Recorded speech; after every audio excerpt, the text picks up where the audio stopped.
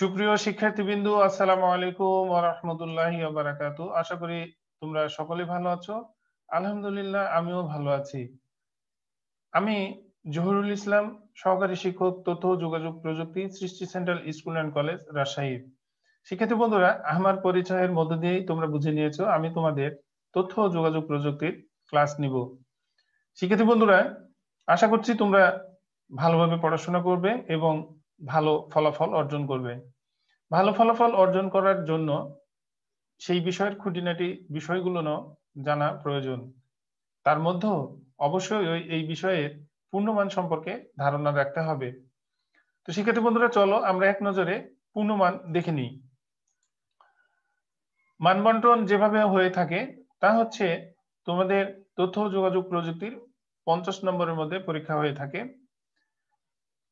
এখানে 25টি বহু নির্বাচনী থাকবে, সবকটির উত্তর দিতে হবে এবং প্রতিটি প্রশ্নের পূর্ণমান হচ্ছে 1, অর্থাৎ 25টি প্রশ্নের উত্তর দিতে হবে এবং 25টি প্রশ্নের উত্তর দিলে 25 নম্বর পাওয়া যাবে। সৃজনশীল 8টি প্রশ্ন থাকবে, 8টির মধ্যে 5টি প্রশ্নের উত্তর দিতে হবে এবং এর পূর্ণমান হচ্ছে 5, অর্থাৎ 5 এ 5 25। তাহলে আমরা বহু নির্বাচনী অংশ থেকে পেলাম 25 এবং সৃজনশীল অংশ থেকে পেলাম 25। এই দিয়ে মোট হচ্ছে 50 নম্বর। শিক্ষিত বন্ধুরা, তোমরা কিন্তু মোটেও ভয় পেও না, কারণ তোমরা যদি ক্লাসগুলো দেখো, মনোযোগ সহকারে পড়াশোনা করো, খুব সহজেই তথ্য ও যোগাযোগ প্রযুক্তিতে তোমরা 50-এ 50 পাবে ইনশাল্লাহ। আমি তোমাদের এতটুকু বলতে পারি। তো শিক্ষার্থী বন্ধুরা, তোমরা যেহেতু নতুন অষ্টম শ্রেণীতে, তার সাথে নতুন বছর, উভয় মিলেই তোমাদেরকে জানাই আন্তরিক শুভেচ্ছা ও অভিনন্দন। শিক্ষার্থী বন্ধুরা, আজকে আমাদের প্রথম ক্লাস। চলো আমরা ক্লাসের অংশগুলো দেখে নিই। আজকের পাঠ পরিচিতি, অষ্টম শ্রেণী তথ্য ও যোগাযোগ প্রযুক্তির প্রথম অধ্যায়, পাঠ 1, তথ্য ও যোগাযোগ প্রযুক্তির গুরুত্ব। আমরা আজকে তথ্য ও যোগাযোগ প্রযুক্তির গুরুত্ব সম্পর্কে আলোচনা করব।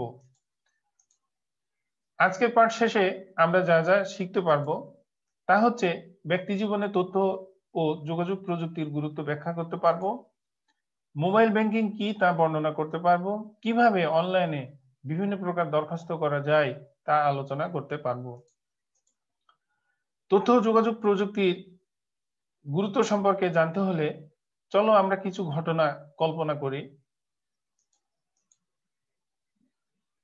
নীলিমাদের বাড়িতে আজ ঈদের মতো আনন্দ, কারণ অনেকদিন পর ঢাকা থেকে নীলিমার বড় ভাই বাড়িতে আসবে।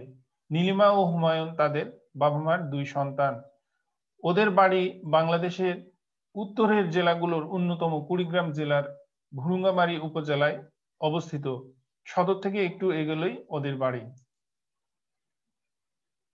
শিক্ষার্থী বন্ধুরা, আমরা নীলিমা এবং হুমায়ুন নামে 2টি নাম দিয়ে আজকের এই চরিত্রটি কল্পনা করতে থাকি।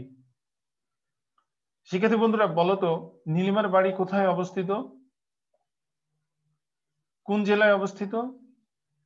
হ্যাঁ, তোমরা সঠিক উত্তরটি দিতে পেরেছ। নীলিমার বাড়ি হচ্ছে কুড়িগ্রাম জেলায় অবস্থিত। শিক্ষার্থী বন্ধুরা, তোমরা খাতা এবং কলম নিয়ে বসতে ভুলো না। গুরুত্বপূর্ণ অংশগুলো অবশ্যই তোমরা খাতায় লিখে নিবে। ওদের বাবা জয়নাল মিয়া মধ্যপ্রাচ্যে একটি দেশে চাকরি করেন। নীলিমা এবছর 8ম শ্রেণীতে উঠেছে। ইতিপূর্বে সে প্রাথমিক শিক্ষা সমাপনী পরীক্ষায় বৃত্তি পেয়েছে। শিক্ষার্থী বন্ধুরা, বলো তো দেখি, নীলিমার বাবা কোথায় চাকরি করেন? মধ্যপ্রাচ্যের একটি দেশে। ইতিপূর্বে নীলিমা কোন পরীক্ষায় সফলতা অর্জন করেন? ইতিপূর্বে নীলিমা সমাপনী পরীক্ষায় সফলতা অর্জন করেন। তোমরা সঠিক উত্তর দেওয়ার জন্য ধন্যবাদ। হুমায়ুন বুয়েটে ভর্তি হয়, এখন ঢাকার একটি বেসরকারি সফটওয়্যার কোম্পানিতে চাকরি করে। বাড়িতে নীলিমা ও নীলিমার মায়ের সঙ্গে ওদের দাদা ও দাদি থাকেন। শিক্ষার্থী বন্ধুরা বলো তো, হুমায়ুন কোথায় চাকরি করেন? হ্যাঁ, হুমায়ুন একটি বেসরকারি কোম্পানিতে সফটওয়্যার ইঞ্জিনিয়ার হিসেবে চাকরি করেন। নিচের ছবিগুলো লক্ষ্য করি। এখানে আমরা একটি চিত্র দেখতে পাচ্ছি, একটি গ্রাম্য পরিবেশের একটি ছবি, যা তোমাদের পাঠ্য বইয়ে রয়েছে। তোমাদের বোঝার ক্ষেত্রে আমি এই ছবিটি ব্যবহার করেছি। এখানে মোবাইল ব্যাংকিং করা যায়, অর্থাৎ যখন আমরা আমরা এই ঘটনায় জানতে পারলাম যে অনেকদিন পর হুমায়ুন ঢাকা থেকে তার নিজের বাড়িতে আসছে, এই খবরটি নীলিমার মা তার বাবার কাছে ফোন করে জানিয়ে দেয় যে হুমায়ুন অনেকদিন পর বাসায় ফিরছে। এই খবরটি জানার সাথে সাথে হুমায়ুনের বাবা জয়নাল মিয়া নীলিমার মায়ের মোবাইলে কিছু টাকা পাঠিয়ে দেয়, যা মোবাইল ব্যাংকিং বলা হয়। এই মোবাইল ব্যাংকিং এর মাধ্যমেই নীলিমার মা কিছু টাকা সেখান থেকে উত্তোলন করে এবং বাজারে গিয়ে সেখান থেকে ইচ্ছে মতো বাজার করে বাসায় আসে। তাহলে শিক্ষার্থী বন্ধুরা বলো তো, মোবাইল ব্যাংকিং বলতে আমরা কি বুঝি? হ্যাঁ, মোবাইল ব্যাংকিং হচ্ছে যে অর্থটি মোবাইলের মাধ্যমে লেনদেন হয়ে থাকে, তাকেই আমরা মোবাইল ব্যাংকিং বলে থাকি।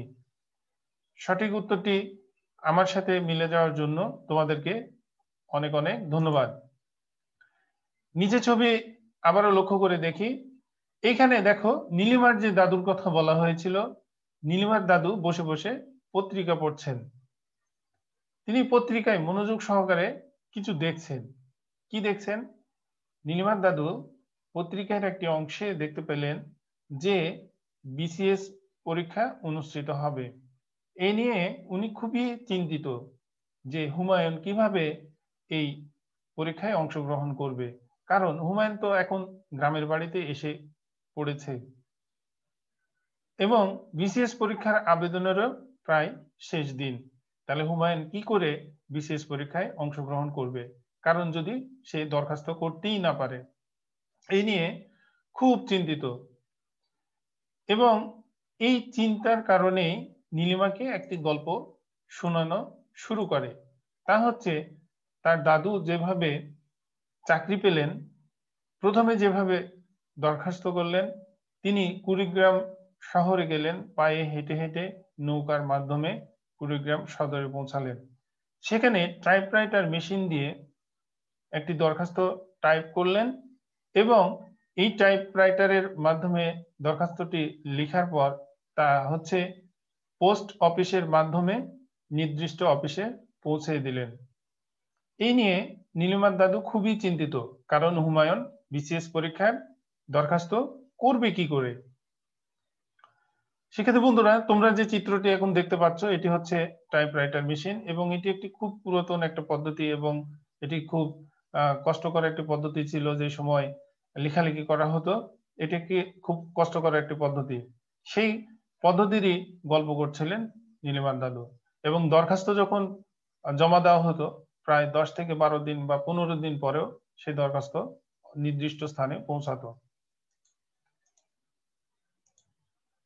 এর পরবর্তীতে আমরা একটি ছবি দেখতে পাচ্ছি, তা হলো এইখানে ল্যাপটপ, আমরা ওয়েবক্যাম এবং এখানে দেখতে পাচ্ছি একটি মডেম। যে চিত্রটি আমরা দেখতে পাচ্ছি এটিকে বলা হচ্ছে মডেম। এই মডেমের মাধ্যমে আমরা ইন্টারনেট ব্যবহার করতে পারি। হুমায়ুনও ঠিক একই কাজ করলো। সে ল্যাপটপটি বাহির করলো এবং মডেমের মাধ্যমেই সে বিসিএস পরীক্ষার জন্য দরখাস্ত লিখলো এবং একটি নির্দিষ্ট ওয়েবসাইটের মাধ্যমে এই দরখাস্তটি সাবমিট করলো। এটি খুব কম সময়ের মধ্যেই এই ওয়েবসাইট থেকে বিসিএস পরীক্ষার দরখাস্তটি সম্পন্ন করলো। এই কথাটি নীলিমার দাদু শুনে খুব হতবাক হয়ে গেল, কারণ এত কম সময়ের মধ্যেও কি একটি দরখাস্ত করা যায়? শিক্ষার্থী বন্ধুরা বলতো, হুমায়ুন কিসের মাধ্যমে দরখাস্তটি করলো? হ্যাঁ, হুমায়ুন ল্যাপটপ এবং মডেমের মাধ্যমে ব্যবহার করে ওয়েবসাইটের মাধ্যমে এই দরখাস্তটি করেছিল। তাই নীলিমা তার দাদাকে সর্বশেষ বলল যে, নীলিমা তার দাদাকে বলে, আমি কিন্তু বাড়িতে থেকেই সমাপনী পরীক্ষার ফলাফল পেয়েছিলাম মোবাইলের মাধ্যমে।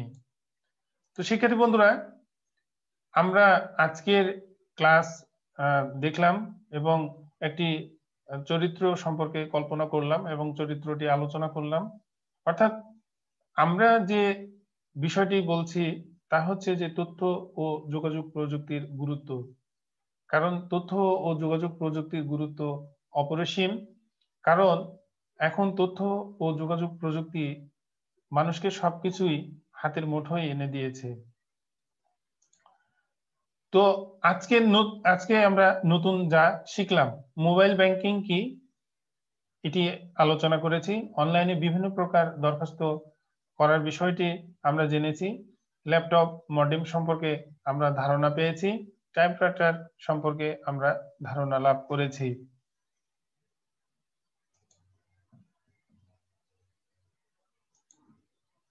শিক্ষার্থী বন্ধুরা, এতক্ষণ ধরে আমরা ক্লাস করলাম। অবশ্যই প্র্যাকটিস করতে হয়, তাই না?